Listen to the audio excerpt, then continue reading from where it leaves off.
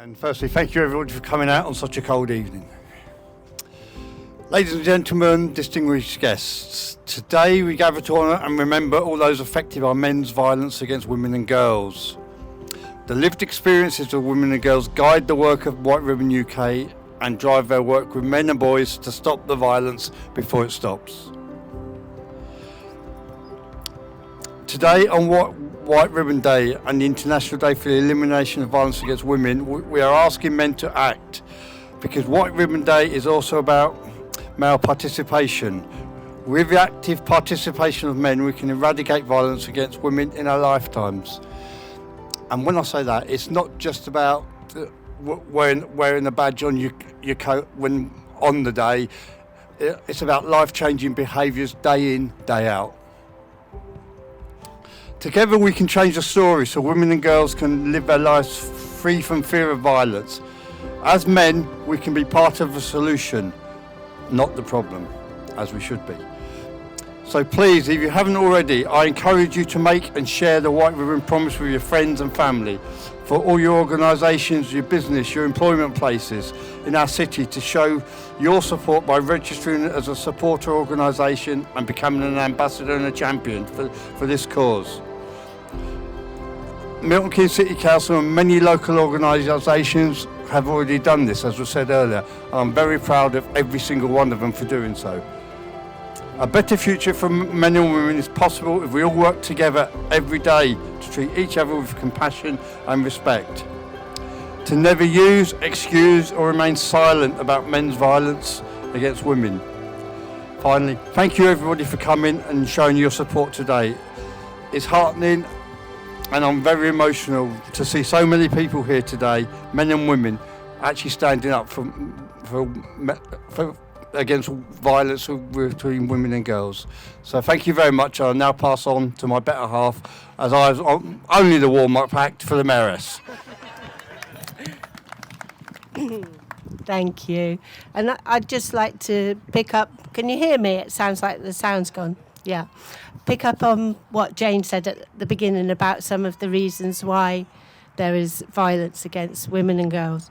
So in my role previous to becoming the Mayoress as senior practitioner with children and family practice within Milton Keynes City Council, working with families with complex needs, I've worked with many women and girls affected by violence from men.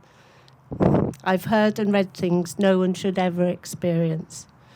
And I've seen how this violence impacts on the children of the women and their wider families, and how violence destroys lives. Sometimes this pattern of violence has been repeating through families for generations, and from babies in the womb to teenagers.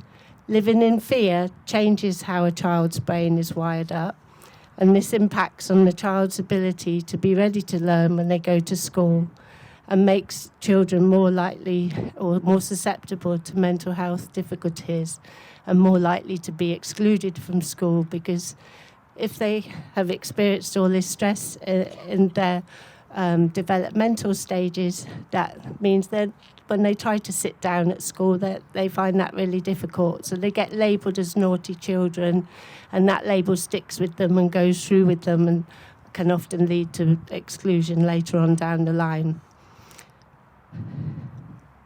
In my 20s, I was in a car on the motorway, being driven by my then boyfriend. We started to argue, and in anger, he started swerving across 3 lanes at 80 miles an hour. And I was absolutely terrified and thought I was going to die in that moment.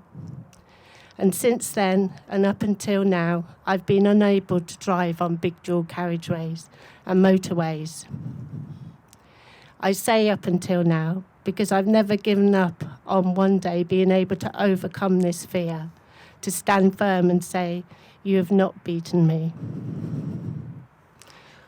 To get to the root of this huge societal problem, one of the routes to working with the problem is trauma-informed support is needed to give people an opportunity to explore the unresolved and complex childhood trauma, and to help build resilience and change harmful patterns of behaviour.